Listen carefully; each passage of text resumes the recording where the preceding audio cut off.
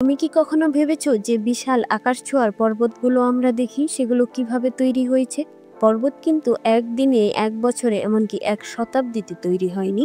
এগুলো হলো কোটি কোটি বছরের পৃথিবীর ইতিহাসের ফলাফল। আজ আমরা জানবো কিভাবে জন্ম নেয় এই রহস্যময় পর্বত, পৃথিবীর ভেতরের গোপন রহস্য।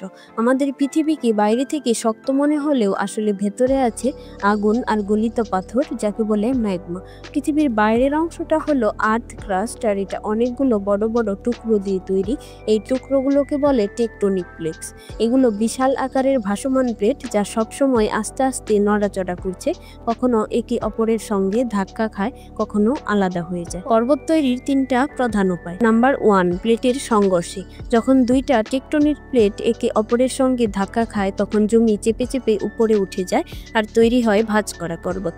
সবচেয়ে বড় উদাহরণ হলো হিমালয়ের পর্বতমালা। প্রায় 5 কোটি বছর আগে ভারতীয় প্লেট ইউরেশীয় প্লেটের সঙ্গে ধাক্কা খেয়ে আজকের হিমালয় তৈরি করেছে। এমনকি আজও প্রতি বছর হিমালয় 1 সেন্টিমিটার করে উঁচু হচ্ছে। নাম্বার 2, আগ্নেয়গিরির লাভা থেকে। পৃথিবীর ভেতরে যে আগুন আর ম্যাগমা আছে, সেটা অনেক সময় আগ্নেয়গিরির মাধ্যমে বাইরে বেরিয়ে আসে। লাভা ঠান্ডা হয়ে শক্ত পাথরে পরিণত হয় আর ধীরে ধীরে তৈরি হয় নতুন পর্বত।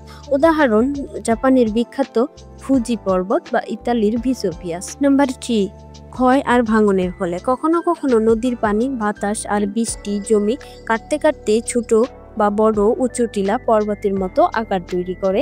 এগুলো আগের বড় পর্বতের ভাঙা অংশ থেকেও হতে পারে। বাংলাদেশের চট্টগ্রাম ও সিলেটের টিলা অঞ্চল। পর্বত তৈরি হওয়া মানে যেন এক বিশাল স্লো মোশন ভিডিও। একটা পর্বত দাঁড়াতে লাগে কোটি কোটি বছর। অর্থাৎ আমরা আজ যে পর্বত দেখি, সেটা আমাদের জন্মের হাজার হাজার প্রজন্ম আগে তৈরি হওয়া শুরু হয়েছিল। তাহলে পরের বার যখন তুমি কোনো পর্বত দেখবে, শুধু তার সৌন্দর্য নয়, তার ভেতরে লুকোনো কোটি বছরের পৃথিবীর ইতিহাস কল্পনা করার চেষ্টা করো। কারণ প্রতিটি পর্বত মানে পৃথিবীর গল্পের এক একটা অধ্যায়। এগুলো আমাদের মনে করিয়ে দেয় পৃথিবী আসলে কতটা শক্তিশালী, কতটা রহস্যময়। তো বন্ধুরা, এতক্ষণ সাথে থাকার জন্য ধন্যবাদ। যদি ভিডিওটি ভালো লেগে থাকে তাহলে সাবস্ক্রাইব করুন।